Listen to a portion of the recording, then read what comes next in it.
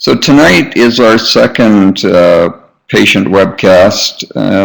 I decided to focus on dental issues just because it's one that a lot of people raise and I spend a lot of time discussing. And I think it's one of those issues, again, where there's a lot of confusion and a lot of misconceptions.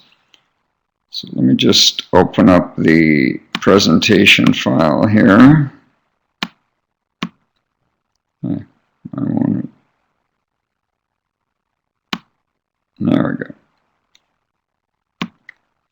Okay, one of the important things to remember here is that for some strange reason, every other part of your body is covered by the so-called doctor, physician, conventional person you go to see, but when it comes to your teeth and your gums, for some reason, that's a different person. That's one thing which is rather bizarre. What it implies almost is that your tooth problems have nothing to do with problems in the rest of your system, whether psychological or physical, which is not true, because your teeth are no different than your joints, your bones, your muscles, your stomach, your lungs, etc., when it comes to kind of looking at it as part of internal medicine. The other thing to keep in mind, and this again people don't really realize, is that the dentist is a surgeon. He's not an internal medical specialist. He's a surgeon. It's, as the old saying goes, it's really all about drill and fill, meaning that it would be like going to a surgeon if you had a stomach problem, or like going to a surgeon because your knee ached. And when we have a tooth problem or a gum problem or something in the mouth, we go see a dentist, but we assume that they are conversant with dental health in a general sense when really they aren't. They are basically trained to be surgeons. So this is the other bizarre thing. And like any surgeon, surgery is the last resort, not the first resort. And yet, as soon as we have a tooth symptom, that's where we tend to go.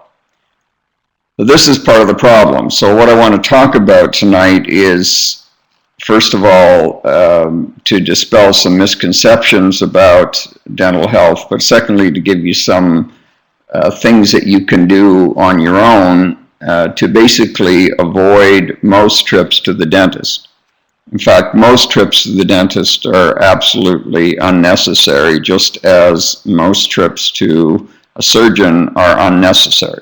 Of course, when you need surgery, whether any kind of surgery or dental surgery, of course you want someone who is trained in that, and so it's good to have dentists around. But basically, most dental issues have nothing to do with surgical problems, or nor do they require a surgical solution. So there's a lot we don't know generally about dental health simply because we're not told, dentists aren't told, and because dentistry has been focused on surgery, there's very little about dental health, and secondly, since dentistry has basically been lifted out of the conventional or regular medical system, most doctors don't know anything about dental health, which, of course, for anyone who's had dental problems, creates real problems, because if you ever have a pain or problem with your teeth, they're very disconcerting. Oh, there we go. Okay, I'm going to start with some general thoughts and ideas, and then we'll explore this a little bit more. First of all, it's a misconception that your teeth are just dead teeth, bones, whatever. Your teeth are alive. Like any other part of your body, they can generate and regenerate or degenerate, but they have the capacity to change. Cavities are a natural part of living teeth.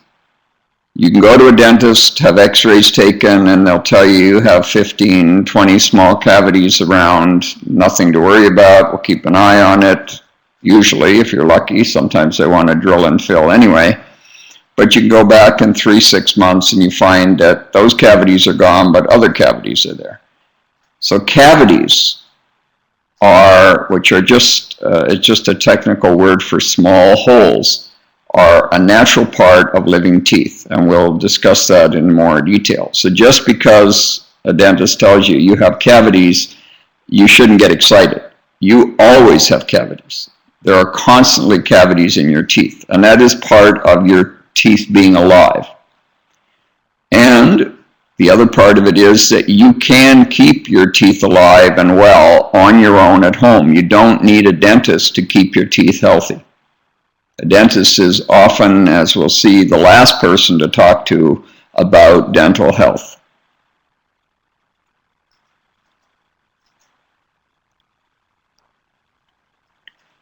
Here's some more surprising things that you won't hear from dentists. In fact, you hear exact opposite, that brushing and flossing do little, if anything, for dental health. They're there for cosmetic reasons, make your teeth feel nice and clean, but as far as the health of your teeth are concerned, they really add nothing. Most toothpastes are worthless, and yet, of course, you know, we buy them by the millions, of course, but they are essentially worthless, and we'll talk about that again. Simple items that you can find in your kitchen, like baking soda, salt, and some natural oils, particularly sunflower oil, but almost any natural cold-pressed oil, is really the best thing for your dental health. And that's available in your kitchen. It's cheap. You can get it anywhere, anytime. You don't need a prescription. You don't need to go to a dentist. The other thing, just kind of interesting, struck me that when I grew up, of course, parents were always threatening to wash your mouth out with soap if you said some bad words or whatever. But strangely enough, that regular soap, pure soap, is actually one of the best things you can use to brush your teeth. There's a company out there that is called Tooth Soap that actually produces this for your teeth. So not so bad to wash your mouth out with soap. Let's talk a bit about this concept called mineralization.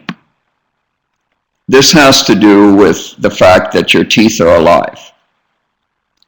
Mineralization is a dynamic living process that goes on in your mouth as a result of saliva coming in contact with food, which puts the minerals and the enzymes in the food into a kind of colloidal suspension, which then allows the teeth to absorb those minerals. But the teeth also give up certain minerals and absorb other minerals. So there's a constant flow of minerals back and forth between your teeth and your saliva. So of course it's very critical what you put in your mouth and the nature of the minerals that are in your saliva so that your teeth can fill all the holes. But that's why you have holes, because they're creating holes, filling holes, creating other holes, filling holes. Why? Because just as every cell in your body literally regenerates over a period of 5 to 7 years, your teeth are constantly regenerating, constantly replacing old material with new material. So this is what keeps your teeth healthy. So yes, there is a tooth fairy, and this tooth fairy sprinkles this kind of mineral dust properly on your teeth. But you're really the tooth fairy. If you don't do it, no one else is going to do it for you.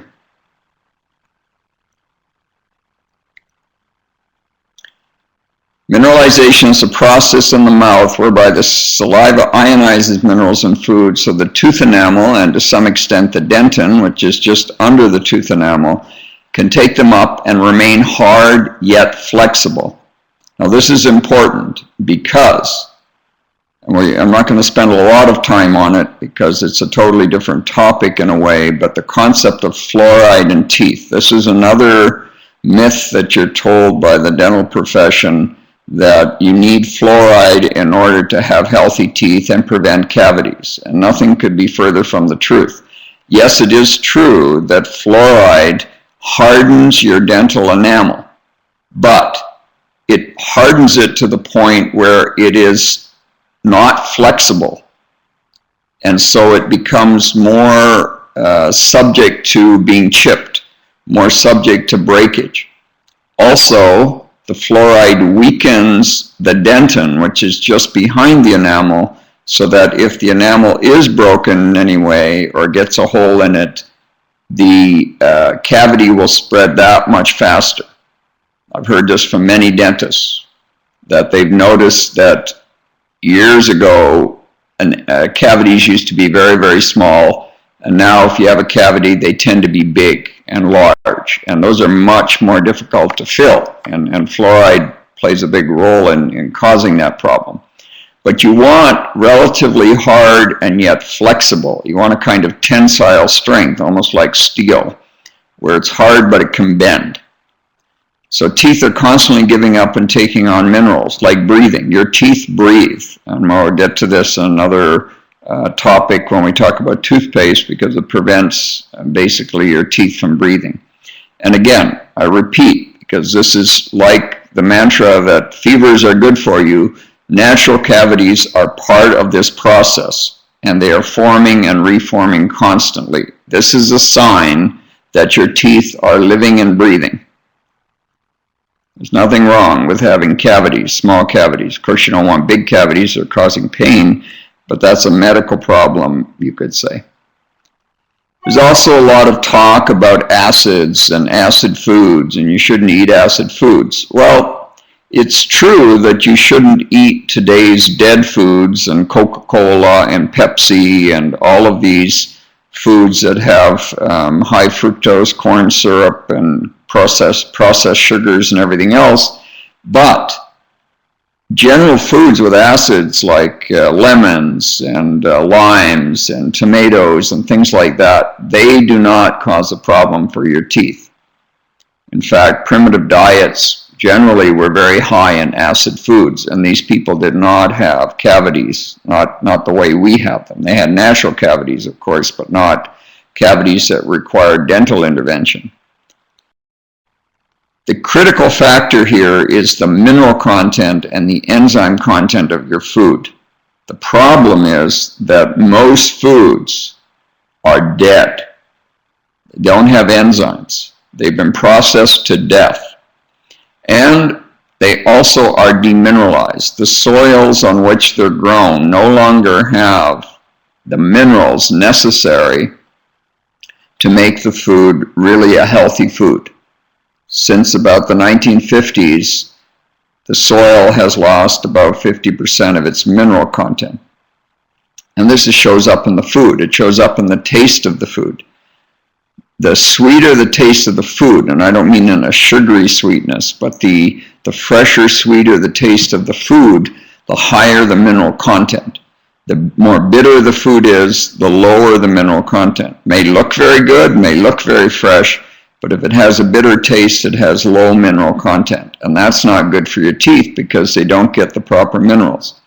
That's why today we have to add minerals to vegetables and things like that, such as Himalayan salt or sea salt, because these contain very small amounts of upwards of 90-some different minerals in trace elements and trace amounts that we need. And you can actually remineralize the food by adding some of these salts. So our teeth and our mouth operates on the same principle as a computer, garbage in, garbage out. It's dead certain that dead food will produce dead teeth. You can count on it.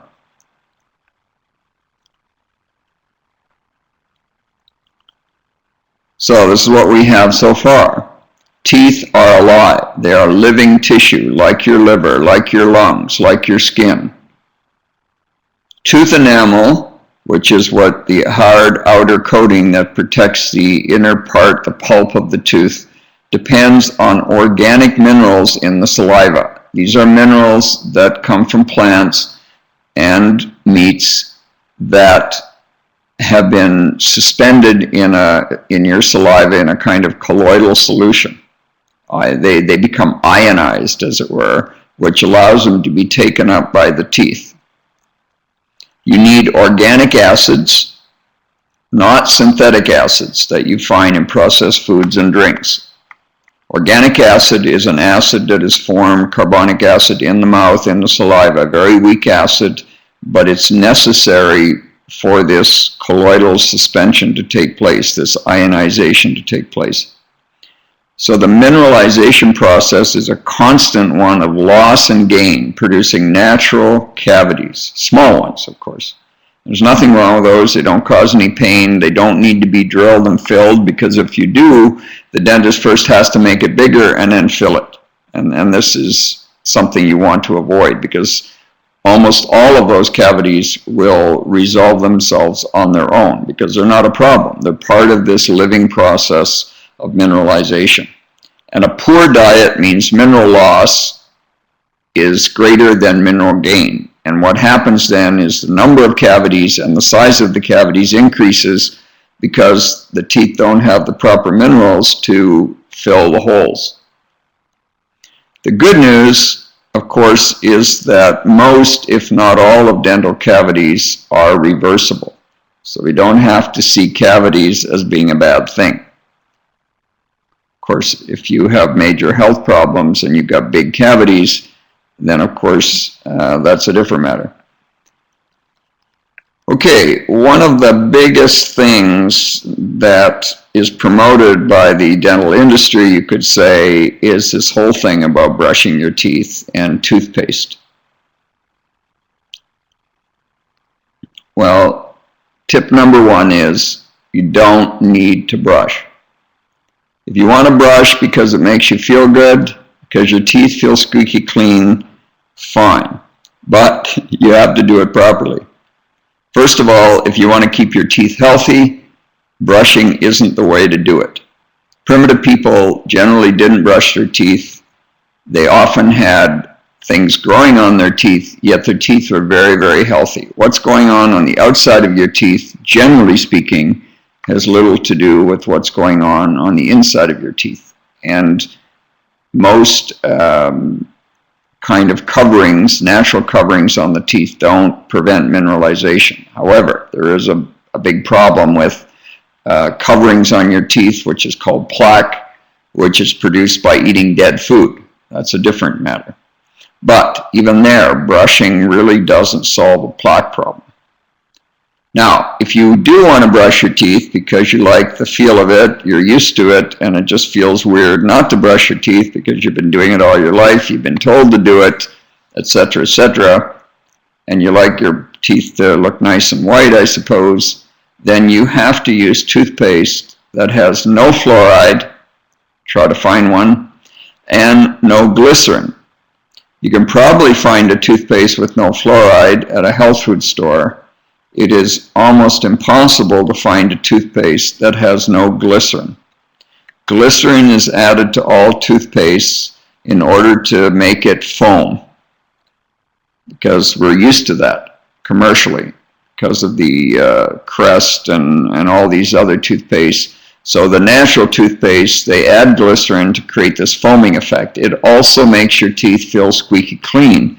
The problem is that the glycerin coats your teeth with a thin film. It acts like a condom, basically, and it prevents the minerals from getting out of your teeth and getting back into your teeth. So in this case, it doesn't make a lot of sense. You're creating problems by brushing your teeth. You think you're doing well for your teeth, but you're actually harming them. Now, the only toothpaste generally that you can find with no fluoride and no glycerin is baking soda toothpaste. There are some companies that make baking soda toothpaste. The nice thing is you can make your own baking soda toothpaste. You have baking soda in the kitchen. You can add a little bit of salt if you want. and you just add a little bit of water, and you use that to brush your teeth. The other nice thing about baking soda is that it's not abrasive. Most other toothpastes have things added to them in order to make your teeth nice and white that are actually abrasive. They create very fine grooves in the enamel, and that's not a good thing. You can't see it, but it's there. Under a microscope, you can see it. Almost all commercial toothpastes are too abrasive and damage the tooth enamel.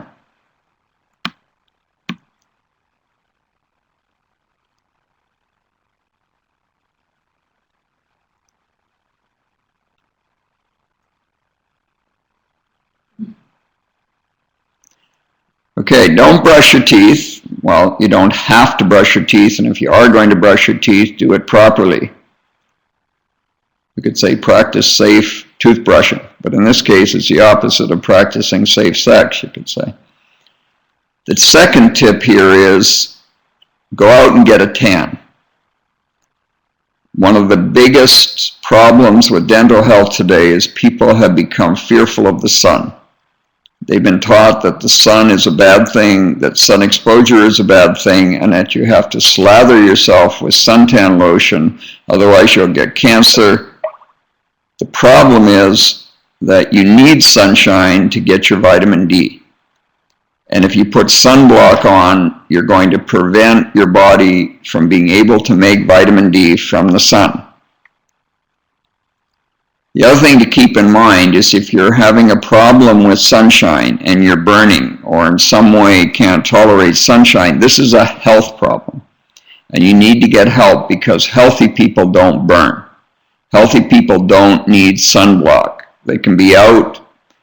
Doesn't mean you lie out on the beach for hours on end, but you can be out in a normal way in the sun at any time of the year without burning. But most people don't get enough sunshine, and of course your bones, but not only your bones, but your teeth, of course, suffer. Well, if your teeth are suffering, you can be sure your other bones are suffering as well. There's a big problem when it comes to osteoporosis and other things.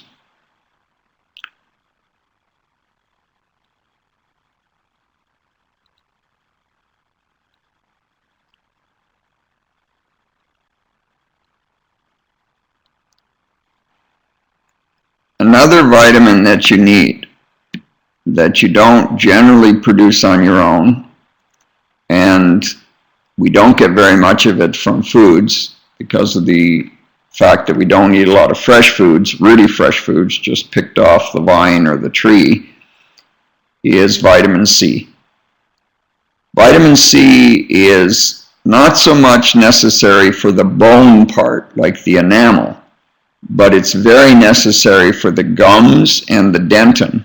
The dentin is the softer, pulpy stuff that's behind the enamel and forms most of the bulk of the tooth. Also your gums. One of the early signs of vitamin C deficiency is when your gums bleed easily. If you're eating or you're just poking away at them or you floss your teeth or whatever, they start bleeding.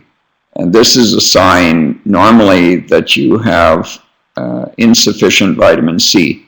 It used to be called scurvy, and we associated that with people who went on long sea voyages, and they would lose most of their teeth because the gums would get so soft and spongy they couldn't hold the teeth anymore. So old sailors were notorious for having no teeth. Almost all people today suffer from subchronic scurvy.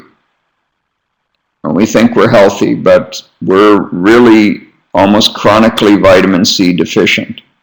And this is a big problem in what's called soft gums or periodontal disease. Well, it's not a disease, it's a condition, which has many factors, of course, because your gums are associated with the rest of your health, and if you have other health problems, they're going to affect the gums. But one big issue there is vitamin C, lack of vitamin C. Now here's a tip, simply because vitamin C comes in the form of ascorbic acid, which is not the full vitamin C, but it's very hard to get the full vitamin C unless you're eating fresh lemons or limes or oranges, etc., off the tree, and they contain a fair amount of vitamin C. So it's sold as ascorbic acid, but ascorbic acid is harsh on many people's stomach, and also your body can only absorb so much. But if you add a little bit of baking soda, again, baking soda is one of the cheapest things you can buy and readily available, and you should have, several boxes of that in your kitchen at any given time. It's good for putting out fires or grease fires, that kind of thing, for odors in the fridge. It's one of these great inventions of the modern world that's so cheap. If you add a little bit of that to the ascorbic acid with a bit of water, it'll fizz up, and then you add some more water and you drink it. And one of the dentists, alternative holistic dentists, claims that this is 1,000 times more absorbable than ascorbic acid. And he also recommends you don't buy the commercial ascorbates, which are often called ester C or buffered C, because they lose their effectiveness. They're hard to digest simply because the initial action of the baking soda and the ascorbic acid wears off, and then you don't get the benefits.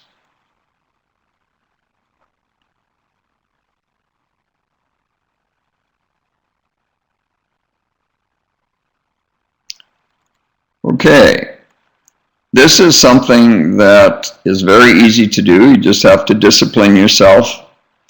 And this is a technique called oil pulling, which was discovered by a Russian doctor using unprocessed sunflower oil. Now, if you don't have unprocessed sunflower oil, usually means cold pressed from a health food store, because you don't normally find those in regular grocery stores. You can try olive oil or other types of oils. It'll have more or less the same effect, but he claims that he got the best benefits from this unprocessed sunflower oil. What it does is it draws out the toxins from between the teeth and the gums. And this is what we tend to try to do with flossing, but this is much more effective. It draws it out from the gum tissue. It draws it out between the teeth. It has a very synergistic effect. It also kills bacteria, the unprocessed sunflower oil, that are hiding between the teeth and the gums. Again, a very simple thing to do. Now, we'll come to this later. A lot of these techniques are described in more detail in the resource that I'll give you at the end of the presentation. But I just want to get the principles across here in terms of dental health. Another simple tip that doesn't require any cost, effort, it just requires a little bit of discipline on your part, is that anytime you eat anything, whether you snack on anything, particularly if it is any kind of processed or sugary food or whatever, you should just drink a bit of plain water, rinse your mouth out quickly and swallow, or spit it out if you want, but you can certainly swallow it. And that tends to wash away the sugars, the modern commercial sugars that are in these foods that attach to the teeth. And this is what feeds the plaque, or creates the plaque that we're also concerned about.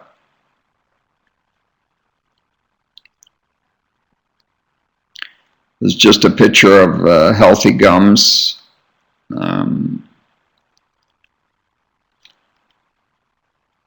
One of the ways, because this is a major problem, that people have bleeding gums, receding gums, spongy gums, inflamed gums, etc.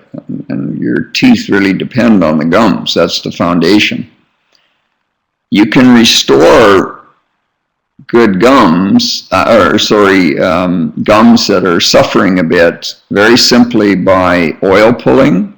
If you do that every day, even do it twice a day, plus a technique or approach that uses hydrogen peroxide and salt. Now again, salt is readily available. Hydrogen peroxide most people have in the medicine cabinet somewhere. You can get it from any pharmacy. Food grade hydrogen peroxide. It's normally used to put on cuts and scrapes. I wouldn't recommend it because it irritates the tissue and impairs healing. But in the case of the teeth, it's very good at killing the bacteria that hide behind the plaque and cause the gums that are near the teeth to start to get soft and degrade. And again, the whole technique and approach of using this is described in the resource that I'll mention at the end. But just important to realize that you don't need expensive products. Hydrogen peroxide is very cheap. Salt, of course, is very cheap. Both of those kill the bacteria, and they help to firm up the gums and tighten up the gums. I had one case of a lady many, many years ago who came to me quite upset because her dentist told her that he would have to cut off the top layer of all of her gums because they were so badly degenerated in order to, prevent further degeneration. Of course, that's the old surgical method. You have a gum problem and we'll just cut off the bad part of the gums without worrying about why you have gum problems in the first place. So she wanted to avoid this, first of all, because it was like a 2 or 3 hour surgery. But secondly, she didn't feel that that was really the solution. In addition to working at her internal health in a more general way, we put her on a hydrogen peroxide and salt regimen for 6 months. And in the end, she was able to get her gums healthy again and didn't need to go through this surgery. It's very effective. It does take some time and does require some discipline. Now, what I've talked about before this is mostly very simple things on what we call the regimen side that you can do at home, very little money, usually with things that you already have in your kitchen, in your house. All it requires is a little effort on your part and a little bit of discipline. In addition to this, there are some simple things you can do on the medicine side that can avoid, again, trips to the dentist. One of the big problems that people have, particularly with kids, is difficult dentition or teething or just overall tooth health. Their teeth are a little bit, need a certain amount of support. Well, there is a product, it's called Bio12 tissue salts, produced by a company called Heilkunst. You can get it on the internet, both in Canada and the United States, and I imagine around the world. And these are specific mineral salts in combination that are absolutely necessary for good dental health. They can help promote dentition when it's difficult. They can help promote teeth coming out when there's some pain or difficulty, and they just overall strengthen your dental health, not to mention your overall health generally. Of course, if you have more specific issues with respect to teething, extreme pain, or whatever that's not resolved by these tissue salts, which again are easy enough to buy and prescribe for yourself based on the directions on the label, you can check in with your practitioner, because there's lots of specific remedies that are available to help in the case of dentition, teething, etc.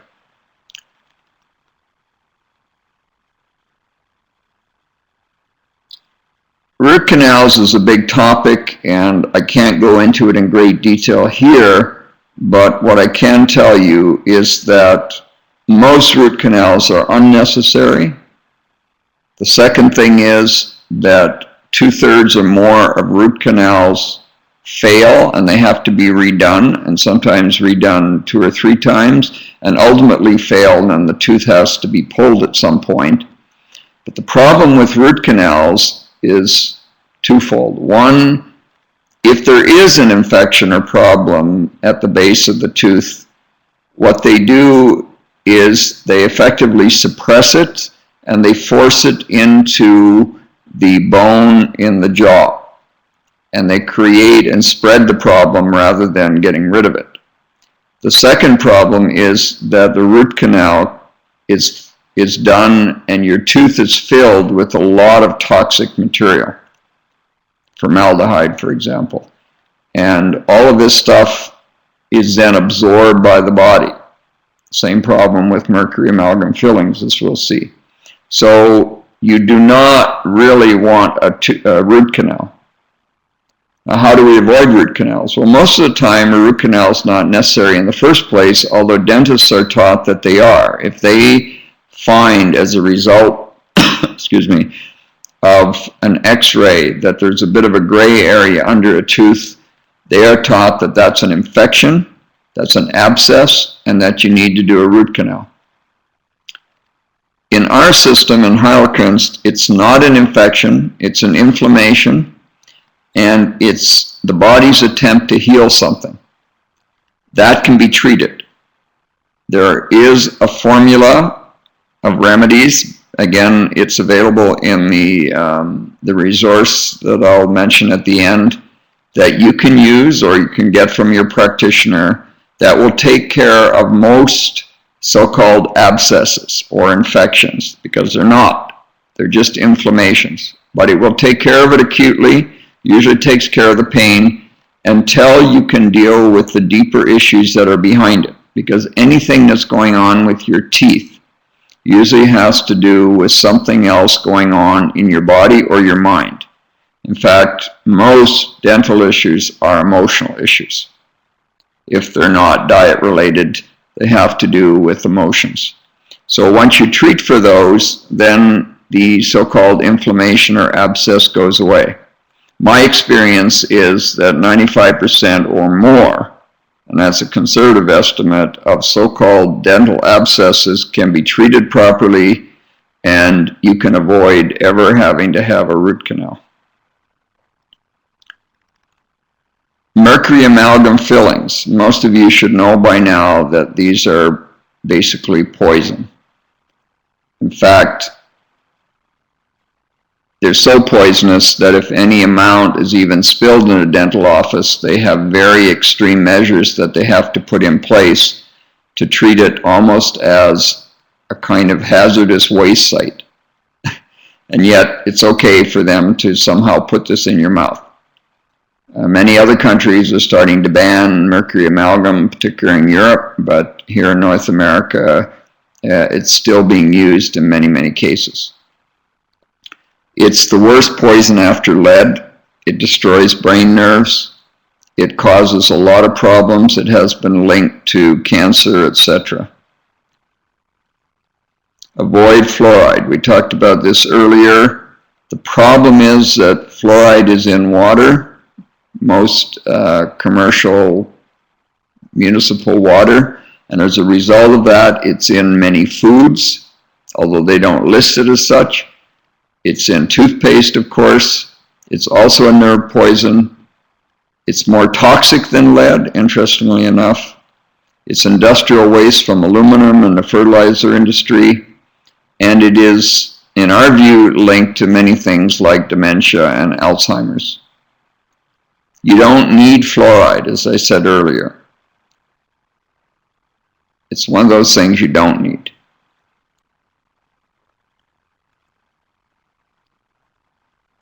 So, in order to help you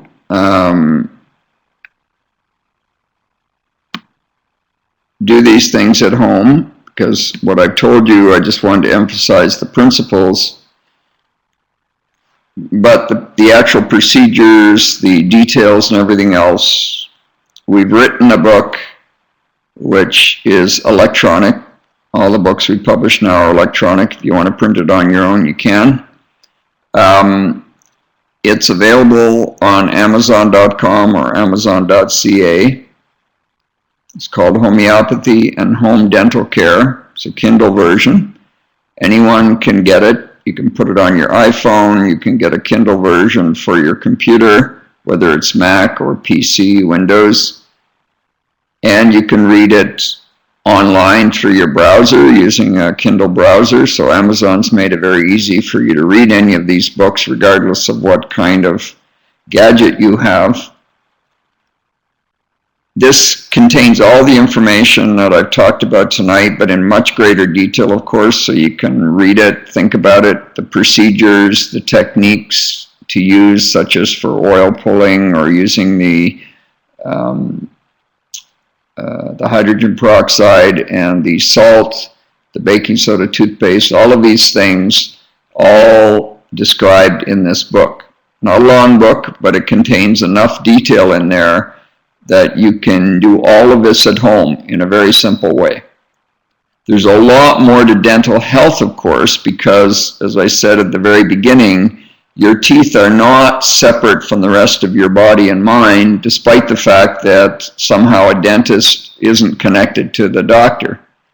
You know, in any sane medical system or healthcare system, the dentist would just be treated as a tooth surgeon, and everything else that has to do with your mouth and your teeth and your gums would be treated as an internal medicine issue, which is the way we treat it in Heilkunst.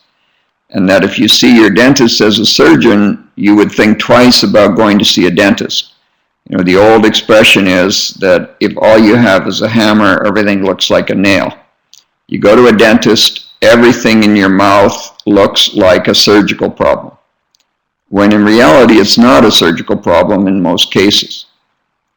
So by doing these simple things, you can avoid most trips to your dentist. So while your dentist may be a good friend, and he's a good friend to have when you really need him, it should be a friend that you visit very, very seldom. And you can save a lot of money avoiding trips to the dentist as well. But more importantly, you can save a lot of your teeth, and you can save a lot of emotional trauma. I have a lot of kids who are traumatized by going to the dentist. And of course, some of them have severe medical issues that are affecting their teeth, and to some degree, sometimes they need a dental intervention. But in many cases, you can, by using these measures, strengthen the teeth, improve the health of the teeth, and avoid going to the dentist. I'm a perfect example. I grew up in a small community which had natural fluoride. We're not even talking about this so-called synthetic fluoride, which is really ferrosalicylic acid. But natural fluoride, sodium fluoride, in the water. Despite that, I had really bad teeth because I had a lot of health problems. So I was in and out of the dental office constantly. I had so many mercury fillings that eventually had to get replaced. When I was 25, I was told by a dentist that I would lose all my teeth by the time I was about 40 years old. That's how bad things were. About 5 years later, 6 years later, I started to look after my health because I had other health issues that came up, and that's when I got involved in and interested in eating right and alternatives to drugs and everything else.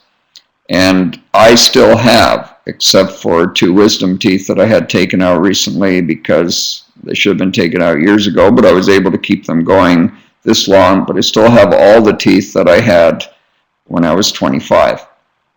So you can reverse bad dental health by general Heilkunst treatment, by doing these things at home. It takes some time. It's not a quick fix, but it is a lot better for your health more generally. So for 2 days, starting midnight tonight, I think that's the way Amazon works it. I made it so Friday and Saturday, basically, you can download this book for free. After that, it's just $2.99. That's the minimum price they let me set it at in order to make it available for free every now and then. So I would encourage you to go to Amazon.com tomorrow or Saturday and download this version and read it.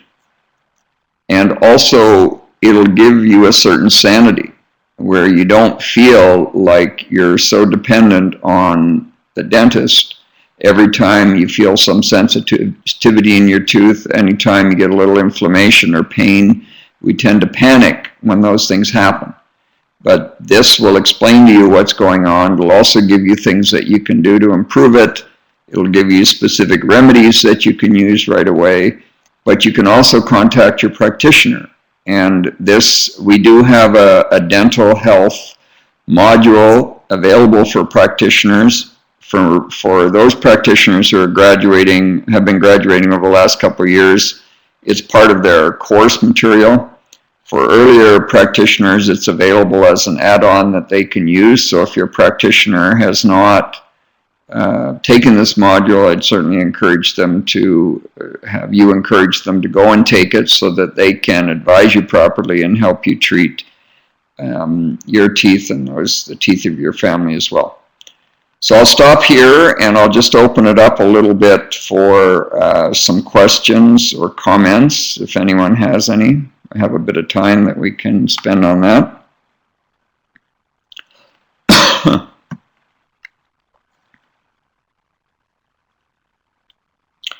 What is your take on dental implants? Well, again, if you need implants because you're missing a tooth, they can be useful.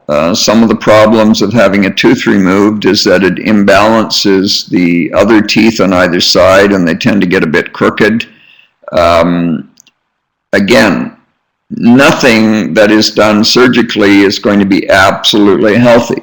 You have to look at the nature of the implants, how they're done, etc. And this is a decision you have to make on a case-by-case basis. But in and of themselves, there's nothing necessarily wrong with implants. What would you recommend for bad breath? Well, bad breath is an internal medicine problem, not a tooth problem generally.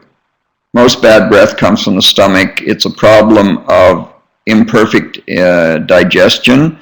A quick fix for that is often the old approach of using apple cider vinegar. Anything that will add a certain amount of acid to the stomach because the stomach is not properly digesting the food. But there are deeper health issues associated with severe bad breath, and for that you need a general practitioner to give you a general treatment. Another approach would be to use the oil pulling as well, because if you do have food caught between the teeth, that sometimes can create some bad breath superficially. Hydrogen peroxide and salt, how to mix. Well, that's all in the book, so I don't want to spend a lot of time talking about that tonight, but you can find it all described in the book. Our garden greens can be very bitter. How does that compare to sweet, fresh food? Well, certain greens are designed by nature to be a bit bitter because there are certain herbs and greens that are bitter. You need a certain amount of bitterness, but it has to be a bitterness that doesn't have an edge to it. If you've grown up with healthy greens in a home garden that uses compost, for example, I grew up on that kind of food. The bitter greens, kale, Swiss chard, collards, those kinds of things, they're actually not bitter, but they have a certain edge to them, which is important for digestion. You need a certain amount of bitter greens for digestion. But the ones we tend to get now, you could say they're almost two-dimensional. They don't have much body to them. And that's a function of the fact that they're missing minerals from the soil. The Weston Price Foundation recommends cod liver oil and high vitamin butter oil supplements for healing cavities, optimum and teeth health. Yes, because of course cod liver oil has vitamin D, and the high vitamin butter oil also has the necessary minerals that you need. I would say that you definitely need vitamin D unless you're living somewhere where you get regular exposure to sunshine. But most of us living north of the Tropic of Cancer, or is it Capricorn? I always get those mixed up. But in the northern hemisphere, northern latitudes, we don't get enough sunshine except maybe in the summer. So we definitely need to add vitamin D, and one way to do that is cod liver oil. And certainly the Western Price Foundation is very, very good on various things that you can do to keep yourself healthy with good foods, etc. So that's definitely an option. I grew up on cod liver oil. Of course, the variety of cod liver oil they have these days is much healthier and fresher than what I grew up with.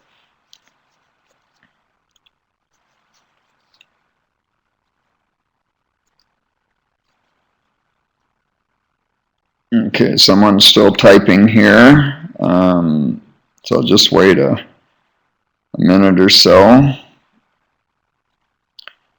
Sorry, we can't have people ask questions orally. It just gets too confused, so it does take a little time to type.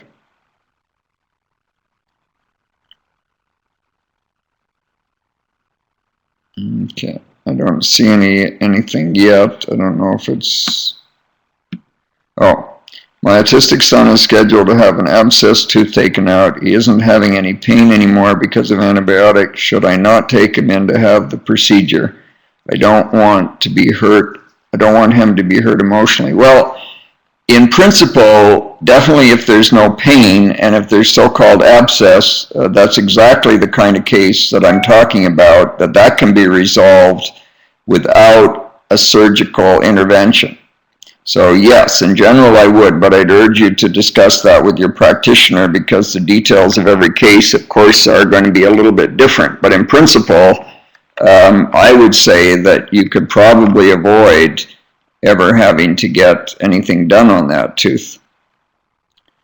Can oil pulling be done on children? Well, yes, it can. You just have to kind of train them, make a game of it, etc. It might be difficult because they may not want to do it for the length of time needed, but you can certainly get them to drink water. Every time they eat something, just say, here, have a little swallow of some fresh water. That'll work well to keep your teeth healthy.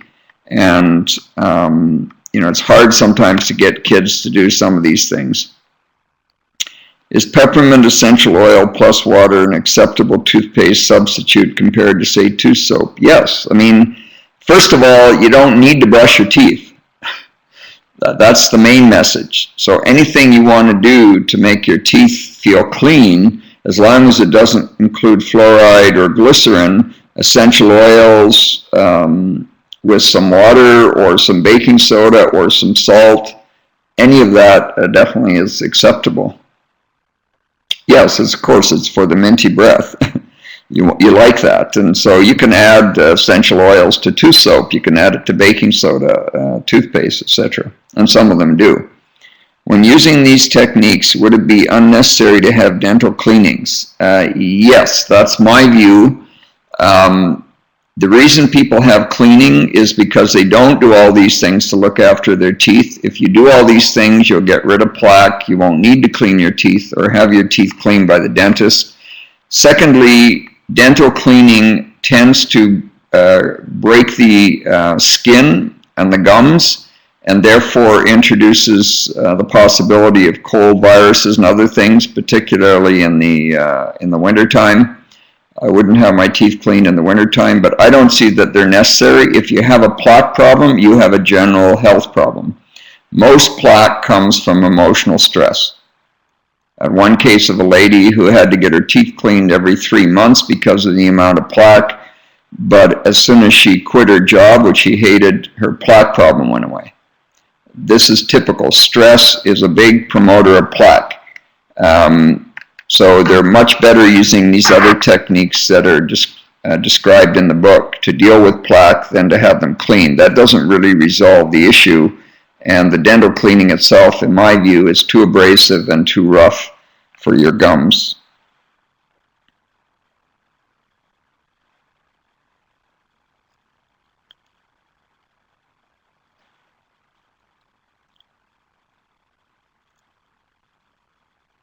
Would you recommend getting amalgam fillings removed without seeming problems from them? Well, this is a bit of a loaded question. First of all, if you have amalgam fillings, they're constantly leaking.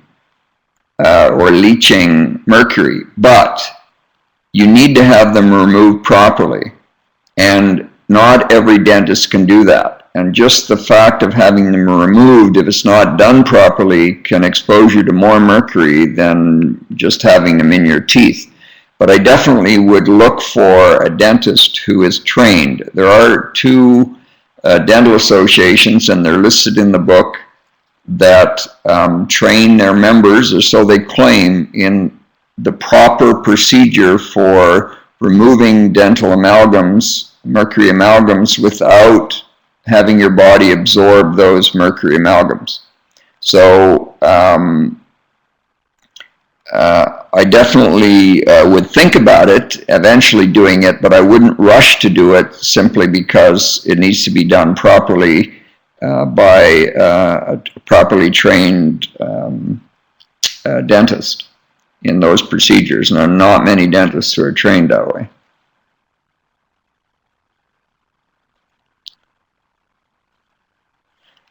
The body will be able to close the spaces on its own. Well, by cavities, yes. Most cavities, which are not big, will be replaced by this process of mineralization, remineralization. However, some cavities, because of other health problems, can become quite large. On the other hand, as long as it's not creating pain, and you keep working at these techniques and changing your diet and treating yourself for general health problems, you can often find that even those cavities, I had a case of that, can be filled, or at least minimized. And you can live with small cavities in your teeth. That's not the main problem. The problem, yes, the problem with going to a dentist with small cavities is the dentist has to drill it out even more in order to create a seat for all the filling. So you start with a small cavity, you end up with a bigger cavity, although mind you, it's filled with this artificial material. But that artificial material will then block the tooth from remineralizing. And if the tooth remineralizes, it may well push that that filling out, and you end up with a bigger hole. But of course, then you have to trust that the tooth is going to remineralize, which it can if you work on it well enough. No, where the amalgam filling was, the tooth is not generally going to refill that. Those fillings are pretty big where they use amalgam, but sometimes it can if it's not too big. If you have just a very small, but for the really small ones, they don't tend to use amalgam, they use ceramic or white filling or other things. It's for the really big ones where they need the flexibility. The reason they like the mercury amalgam or silver amalgam filling is it's cheap and it's flexible. And they can put it around and shape it in many ways that is a little more difficult with some of the other options.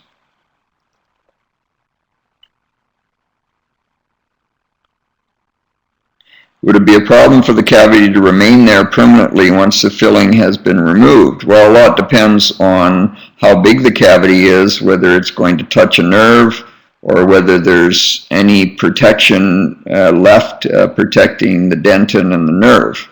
If not, you still have to get the cavity filled with something, because if it's a really big cavity and a deep cavity, the body's going to have a hard time refilling that. And you may end up with significant pain before you can get it refilled. So sometimes we have to do that. Okay, I'm going to stop here. We'll just take this last question. My son has crown on his teeth. Would that be harmful for his body? Not normally. Crowns are not normally a problem. Oh. Crowns shouldn't create normally health problems. Just to remind you, the only thing I might ask, if you download this book for free over the next 2 days, if you feel so moved, just to write a short little review. The reason for that is that it'll help other people look for this, because that's how people tend to look at books, to see if they've been reviewed by others that like to read those.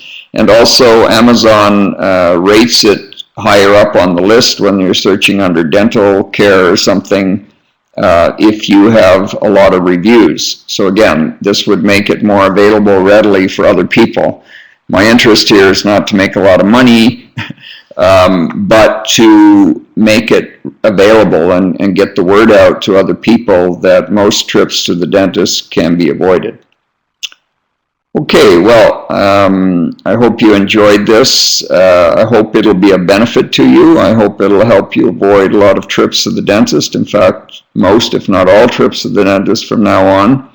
Of course, when you need the dentist, of course, it's good that they're properly trained in dental surgery, but that's exactly what they are, dental surgeons. You shouldn't normally go to them when you have general dental issues. You should go to a general practitioner, and hopefully you would seek out your Heilkunst on that, because they have a lot that they can help you with to avoid trips to the dental surgeon. So good night and good luck. Thank you.